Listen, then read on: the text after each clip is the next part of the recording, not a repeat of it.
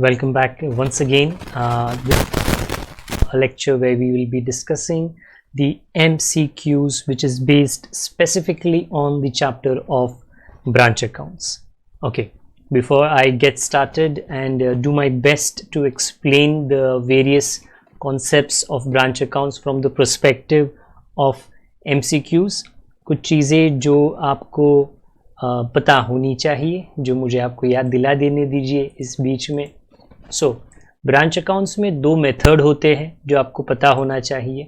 Okay, पहले method का नाम क्या है?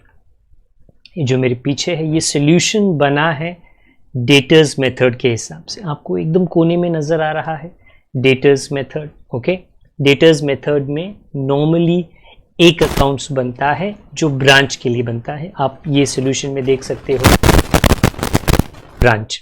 इस अकाउंट में आप asset, liability, income, expense and loading नाम की चीज सारी चीजें लिखते हो. ओके, लोडिंग आपको ये अकाउंट में नजर आएगा. ओपनिंग स्टॉक का लोडिंग क्रेडिट में जाता है. गुड्स सेंट का लोडिंग क्रेडिट में जाता है. गुड्स रिसीव्ड का लोडिंग डेबिट में. ये सारा लोडिंग हमेशा ऑपोजिट साइड पे लिखा जाता है. This solution behind me is in debtors account. There is another technique which is called as stock and debtors account. दोनों डिपेंडेंट ब्रांच का है. ब्रांच में दो टाइप के ब्रांच होते हैं, एक डिपेंडेंट ब्रांच, एक independent branch. You do not have independent branch, उस पर चर्चा नहीं करते हैं. डिपेंडेंट ब्रांच दो स्टाइल में प्रेजेंट किया जाता है, one debtor system and one this one. Stock and debtor system is when the branch is a little big और आपको उसके बारे में ज़्यादा डिटेल में रिकॉर्ड्स रखने हैं. तो उसके लिए आप स्टॉक के लिए अलग अकाउंट बनाते हो, डेटर्स के लिए अलग अकाउंट बनाते हो, कैश के लिए अलग अकाउंट बनाते हो, खर्चों के लिए अलग अकाउंट बनाते हो, लोडिंग के लिए अलग अकाउंट बनाते हो. It looks something like this behind me. All of this is something that I have taken from the lectures that I've explained बड़े आराम से during the lecture series of branch accounts. My always request in MCQs will be that the MCQs is based upon 90% on the practical knowledge of the बड़ा solution that you have done. तो अगर आप वो बड़े solution वाले एक दो lectures देख लो, ये जो मेरे पीछे अभी शुरू होगा उसे समझने में थोड़ी परेशानी कम होगी. Okay, nevertheless let me get started. जितना होता है जितने जल्दी I will try to explain this to you. The first one behind me, head office, that is the meaning HO means. Okay, वो सांता क्लॉज का हो नहीं है. Head office at Mumbai keeps a single Pune branch account. अलग अलग branch accounts नहीं बनाती, which is used to record all items relating to the branch. There are three options. Fourth वाला है none of the above. Pune branch is an independent branch, आपको नहीं है. Second, B, Pune branch is dependent branch, daters method. और तीसरा कहा dependent branch, stock and data. See, stock and daters में multiple accounts are prepared. Dater account में एक ही बनता है, इसके लिए B option is correct. When head office sends the goods at cost, मतलब इसमें लोडिंग नहीं है.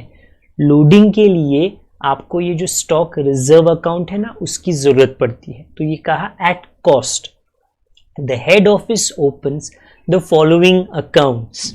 वेल, एक ब्रांच अकाउंट, एक गुड सेंड टू ब्रांच, क्योंकि लोडिंग इसमें नहीं होता. आई रिपीट, ये कौन सा मेथड है?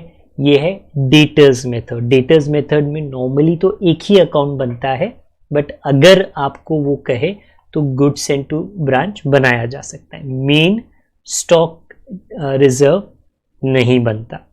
Third, the head office sends goods to its branch at a loading of 20% का मतलब है 20/100, विच बिकम्स 1/5 ऑन कॉस्ट. तो अगर उसको आपको ऑन सेल्स ढूंढना है तो वो upon 5 has to be +1, so it becomes 1/6 on sales. Cost से सेल्स पे जाना है तो डिनोमिनेटर में 1 ऐड करो, सेल्स से कॉस्ट पे आना है तो डिनोमिनेटर में 1 माइनस करो। एग्जाम्पल अगला, the head office sends its goods to its branch, 25% याद रखना इज 25/100, 1/4 क्या कहा ऑन सेल्स। तो अगर कॉस्ट पे आपको आना है आप कहोगे 1/3 ऑन कॉस्ट। फिफ्थ, थोड़ा अजीब एंट्री है, the following entry is passed for a dependent branch at Pune, मतलब इट्स एन अजम्पशन कि पुणे में एक ब्रांच है, goods send to branch debit to Pune branch. ये एंट्री कब आपको करनी पड़ती है? जब पुणे ब्रांच आपको कुछ लौटा रहा है, एचओ को कुछ लौटा रहा है। Now, to HO, that is correct.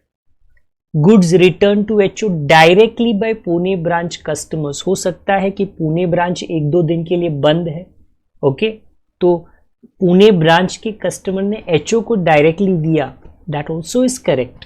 हमको ऐसा ही लगता है कि पुणे ब्रांच ने हमको दिया। And goods sent by Pune branch to another branch, surprisingly अगर आप देखो all of the above is correct. So when you pass this entry goods sent to branch debit to Pune branch, तो it can be Pune branch ने हमको दिया, Pune branch के customers ने हमको दिया, या the last one what is that, goods sent by Pune branch, Pune ने अनदर ब्रांच को दिया, but we don't do that directly because head office is the core. तो आपको ऐसे सोचना है कि पुणे ने हमको दिया और हमने वो तीसरे ब्रांच को दिया है। जैसे आजकल वैक्सीनेशन चल रहा है, अगर कोई स्टेट में ओके वैक्सीन ज़्यादा है, अगर है ज़्यादा, तो क्या किया जाएगा, वो स्टेट हेड ऑफिस को बोलेगा, हेड ऑफिस मतलब सेंट्रल गवर्नमेंट, और सेंट्रल गवर्नमेंट वो एक्सेस वैक्सीन जहाँ पे डेफिसिट है वहाँ पे सप्लाई करेगी, तो होता सेंट्रल गवर्नमेंट से है, तो यहाँ पे सेंट्रल गवर्नमेंट HO है। सिक्स्थ वन, अगर ये एंट्री पास करे Pune branch debit to goods sent to Pune branch, इसका मतलब क्या निकलता है, goods sent to Pune by HO, ये भी सही है, and goods sent to Pune branch by another branch, again I repeat, another branch से पुणे के पास डायरेक्टली नहीं जाएगा, वो आएगा हेड ऑफिस और हेड ऑफिस से होके जाएगा। एक्चुअली में ऐसे नहीं होता, बट अकाउंट्स में ऐसे कंट्रोल रखने के लिए किया जाता है। सो ए और बी दोनों सही है। द फॉलोइंग एंट्री वापस Pune branch debit to cash bank, इसका मतलब क्या है, जो कैश HO ने पुणे ब्रांच को दिया है पुणे ब्रांच के खर्चों के लिए, so cash send to Pune branch by HO, जैसे बच्चों का पॉकेट मनी जो होता है वो पेरेंट्स देते हैं ना, तो ये उसी तरह है। नेक्स्ट, डेटर्स मेथड, सब ये फर्स्ट मेथड पे ही क्वेश्चन है। क्लोजिंग बैलेंस इन ब्रांच अकाउंट इंडिकेट्स, वेल या तो आपको प्रॉफिट मिलेगा या तो आपको लॉस मिलेगा। Under the debtors method closing balance in goods sent to branch account, debtors method indicates, अगर आप goods sent to branch account बनाओगे उसमें जो भी बैलेंस आएगा, क्योंकि वो गुड्स है, वो ट्रेडिंग अकाउंट में जाएगा, ट्रेडिंग अकाउंट ओके। अगर वो एक नॉमिनल अकाउंट है तो वो PNL अकाउंट में जाएगा। 10th, under debtors method goods returned by debtors to branch क्या है, will not be recorded by head office. Branch जब गुड्स देता है that is recorded okay, but जब ब्रांच के डेटर्स ब्रांच को देंगे तो हेड ऑफिस उसमें अपना टांग हाथ पाव कुछ डालता नहीं है। 11, under the debtors method depreciation on fixed asset तो will be recorded by the branch in its memorandum account.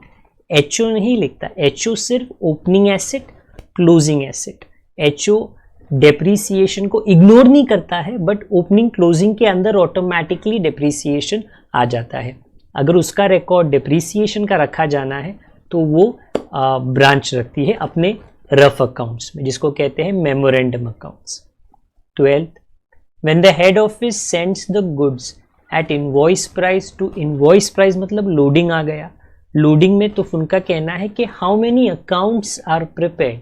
Well, branch account बनता है गुड्स सेंड टू ब्रांच, ये तो पहले था, ये जब कॉस्ट पे भी था, बट क्योंकि लोडिंग आ गया एक extra account stock reserve account भी बनता है।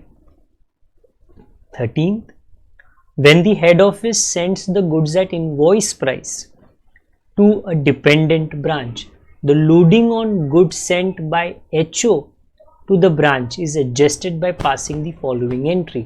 बोलने के लिए तो मैंने आपको दिखा दिया कि हाँ, goods send to branch account, इसको हम लोग लोडिंग कहते हैं, but you have to understand कि जब आप गुड्स भेजते हो तो वो कहाँ पे लिखा जाता है। Let me do my best to show it to you. हाँ, when you send goods, if you notice, it is written on the debit side and the loading is done on the credit side. तो the question is this, अगर आपने goods invoice price पे भेजा तो loading की entry कैसे होती है? तो वो होता है goods send to branch debit to branch account credit. Again, अगर आपको ब्रांच अकाउंट की जानकारी है, then it is not a very difficult thing to understand the loading aspect जो ऑपोजिट साइड पे होता है। Okay, let me continue. When the head office sends the goods at invoice price मतलब loading, loading in closing stock is adjusted by, देखो closing stock credit में आता है तो लोडिंग आप डेबिट में लिखते हो, स्टॉक रिजर्व, अगर वो आपको याद है तो ये एंट्री होती है stock reserve debit to branch account. Okay, I'll read this once again, the 14th one. When the head office sends the goods at invoice price to a dependent branch, the loading in closing stock at branch is adjusted. Closing stock is on the credit side. तो debit में आप what you call loading लिखते हो, तो unfortunately the point C is not correct. Okay, this marking is not correct. It is point B. Branch account debit to stock reserve, marking मेरी तरफ से गलत हुआ है, बी पॉइंट आपका सही है। लेट मी रिमाइंड यू कि इसका जर्नल एंट्री आप कैसे करते हो, it would be a better thing for me to do. हाँ, आपको ये क्लोजिंग स्टॉक दिखता है, इसका लोडिंग आप नोटिस कीजिए किस साइड पे लिखा है, डेबिट साइड पे, तो इसकी जर्नल एंट्री क्या है, ब्रांच डेबिट टू स्टॉक।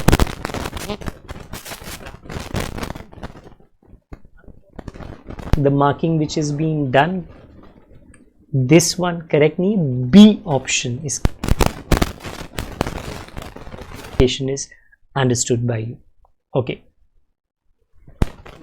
पढ़ लीजिए जी, बहुत लंबा है। Head office sends the goods at invoice price to the dependent branch, मतलब लोडिंग के साथ the total of cash remitted to head office plus जो कैश आया, cash balance with branch plus price is more than the total of invoice price of opening stock and goods send to branch. It is quite elaborate question, but basically जो branch की debit है और जो branch का credit है वो normally match होना चाहिए, नहीं मैच होता तो मतलब कुछ गड़बड़ है। तो यहाँ पे क्वेश्चन वही था, तो गड़बड़ का मतलब क्या है, या तो गलती हुई है या तो कोई फ्रॉड ब्रांच में हो रहा है। तो ये एक तरीके से एक अलार्म है फॉर दी हेड ऑफिस, अगर मैच नहीं हो रहा, कुछ ना कुछ तो कहते हैं ना CID स्टाइल में, दया कुछ तो गड़बड़ है। 16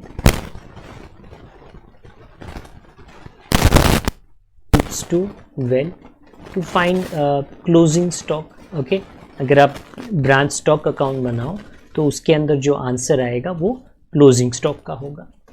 branch adjustment account is opened in stock and debtors method. Okay, वो भी कब, जब HO ब्रांच को इनवॉइस प्राइस पे गुड्स देती है, अदरवाइज उसका ज़रूरत नहीं है क्योंकि उसके अंदर लोडिंग लिखा जाता है।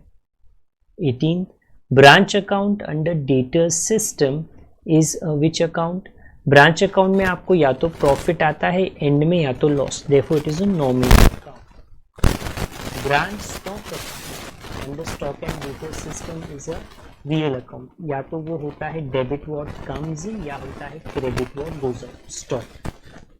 20 when branch E gives goods to branch B in the books of E, जो पहला ब्रांच है, B की मदद की, debit is given to what, आपको ऐसा लगेगा कि मैंने B को दिया तो B रिसीवर है, सरप्राइजिंगली हेड ऑफिस को डेबिट करते, क्योंकि A B को डायरेक्टली नहीं देता। अकाउंट्स में क्या होता है, A ने ब्रांच HO को दिया, HO ने B को दिया, तो द HO बीच में आ ही जाता है, तो उसको डेबिट करना पड़ता है, ताकि HO जो है एक कंट्रोल रखता है अपने सारे ब्रांचेस के ऊपर। वो ब्रांचेस को नहीं बोलता है अपनी मनमानी करो, जिसको दो देना है दे दो, हमको बोलने की जरूरत नहीं है, नहीं, ऐसा नहीं होता। 21 the cash and credit sales of a branch are, cash 5000, credit 10,000। The amount collected from debtors is 10,000, branch के पास 5,000 कैश सेल से आया, कहा under debtor system the amount credit branch will be, well 15,000, क्यों? क्योंकि ब्रांच के पास जितना पैसा है 5,000 कैश सेल से, 10,000 नॉट क्रेडिट सेल से, डेटर से जो लिया 15,000 उनको देना पड़ेगा।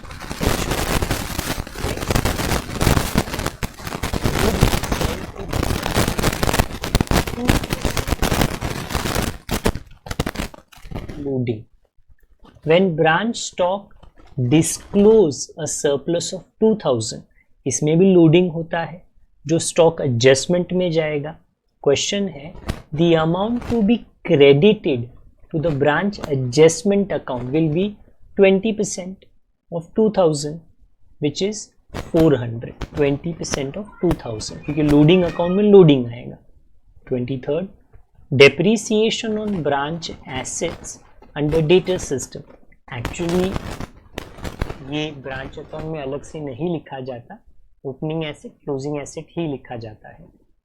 24 stock reserve in relation to closing stock appears किस साइड पे, on the debit side of branch account. जो पहले मेरे मार्किंग में गलती हुई है ये सेम, कि अगर क्रेडिट में क्लोजिंग स्टॉक आता है तो डेबिट में उसका स्टॉक रिजर्व आना चाहिए। This is it, my good students, as far as the objectives, the MCQs of branch accounts was concerned. I bring this lecture to an end. All the very best to you, and the upcoming lectures will have the objectives for the remaining chapters also. Till then, good day, tata, take care.